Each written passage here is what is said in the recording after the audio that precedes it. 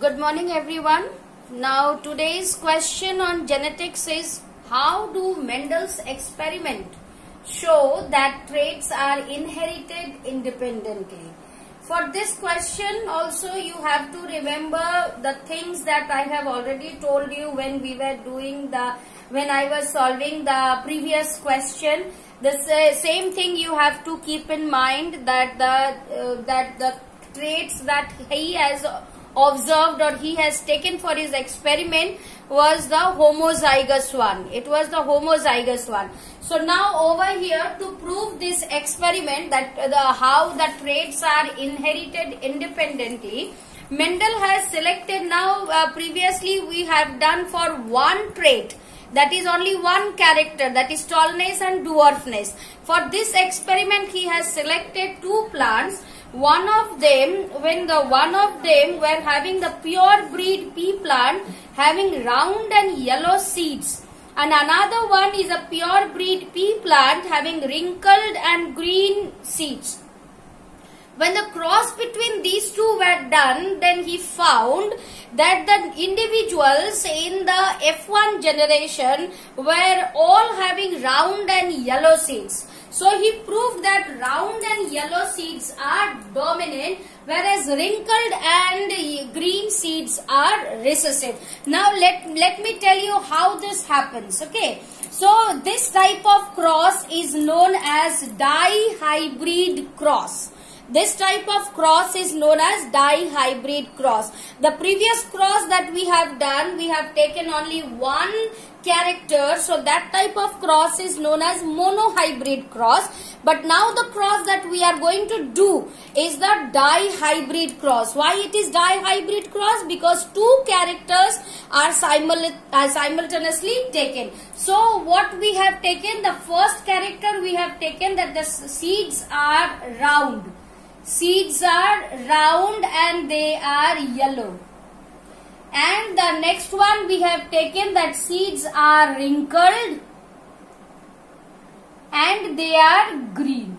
So when the cross was done, Mendel found that this one is dominant and this one is recessive. So he has represented round by capital R, capital R. So in the same manner we are going to represent wrinkled with small r, small r. Same alphabet, but this one dominant with capital and recessive with small. Now yellow is dominant, we are going to represent it by capital Y, capital Y. So green will be represented by small y, small y.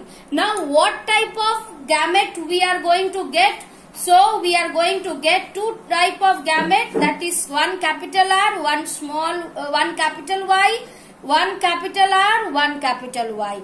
Over here also in the same manner the gamete will be small r, small y, small r, small y. Okay, so we have got four gametes. Now when these four gametes are crossed, then what are we going to get? This one, when crossed with this one, we are having capital R, capital Y, small y. When this is crossed with this one, we get capital R, capital Y, small y. When this is crossed with this one, we get capital R, capital Y, small y. When this is crossed with this one, we get capital R, capital Y, small y.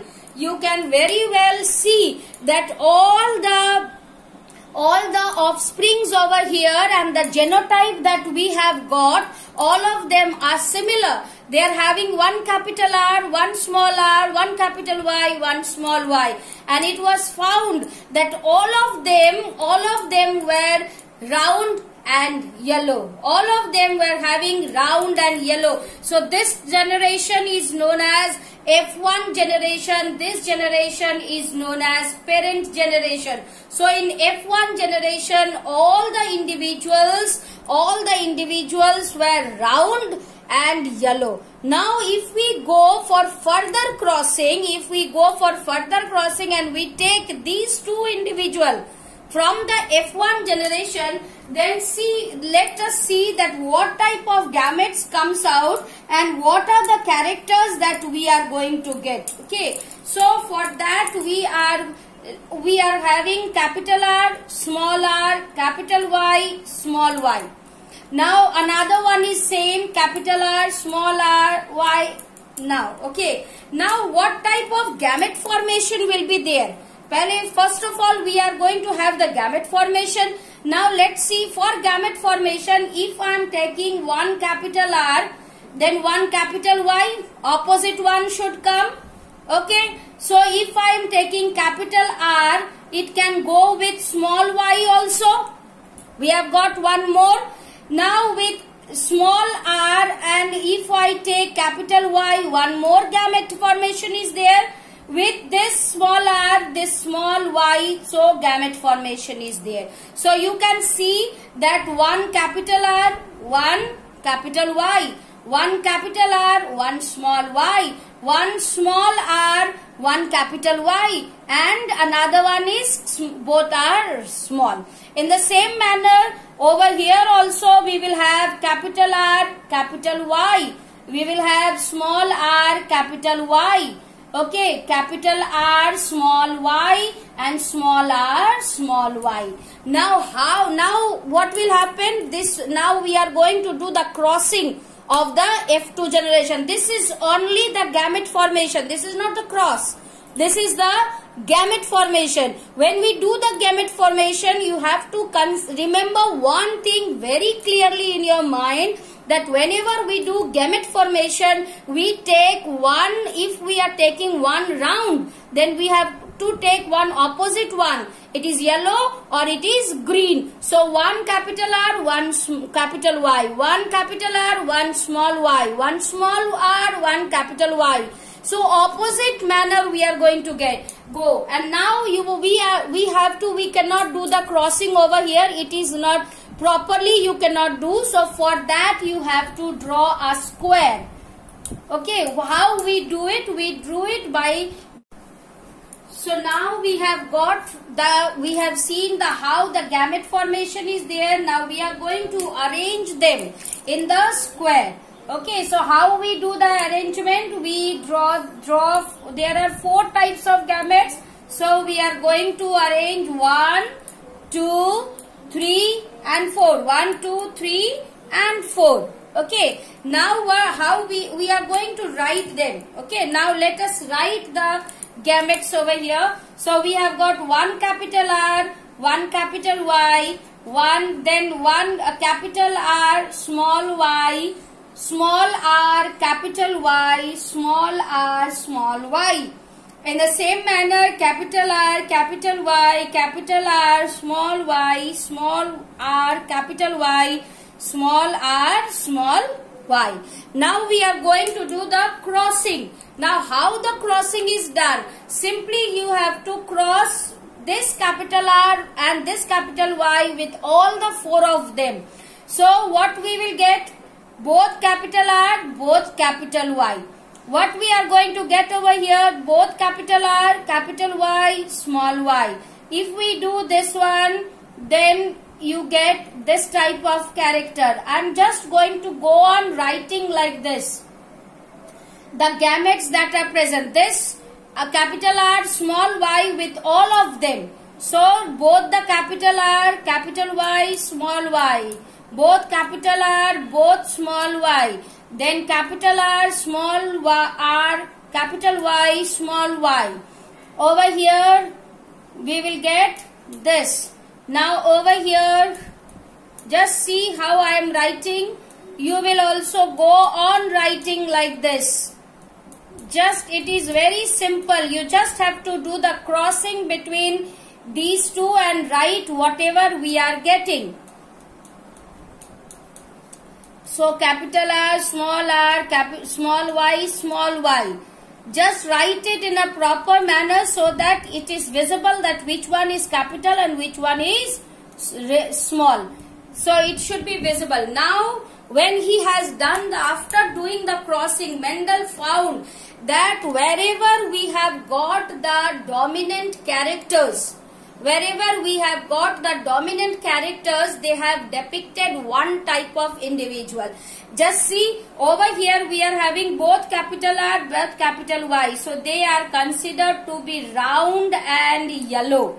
Over here also we are having the capital R and capital Y. So it will be round and yellow. Over here also, if one capital R and one capital Y is there, then also it is considered to be the dominant one. They depict dominant character. So over here round and yellow. Over here also it is round and yellow. Over here also it is round and yellow. But over here we have got only capital R, but it is small y. So it will be round and green. Round and green. Over here you cut and put round and yellow. Over here we have got round but small y. That means it is green.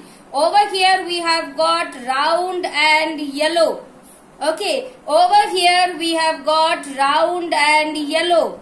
Over here we have got both small r. So it won't be round. What will be there? Wrinkled, and this one is yellow.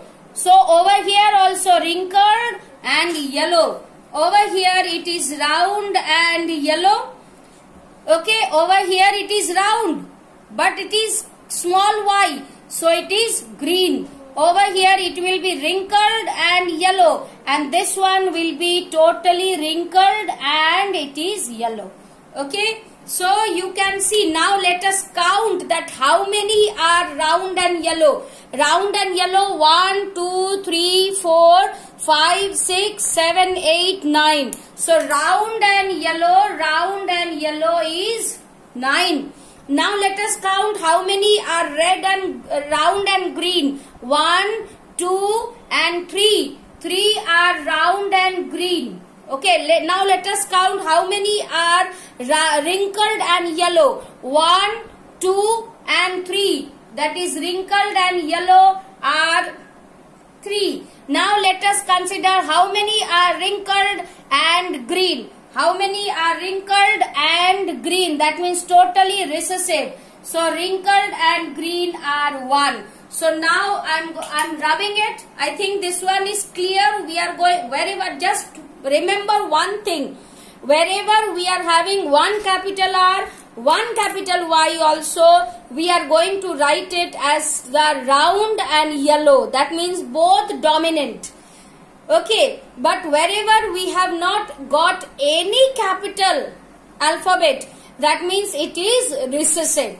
That means it is recessive. Okay, now now let us see what is the ratio of the F2 generation. What is the ratio of the F2 generation? Round and yellow. That was the dominant one. It was 9. Next is round and green. It was 3. Next we have got wrinkled and yellow. It is 3. And last one, wrinkled and green. It is 1. So what is my phenotypic ratio? This is not genotypic ratio. This is phenotypic ratio. It is in the form of 9:3:3:1. So through this experiment of dihybrid cross, Mendel has proved that every characteristics, they are going to inhibit their characteristic in the offspring, that will be in a separate manner. They are not going to get mixed with one another and get represented in the next generation. This cross is known as dihybrid cross. Thank you.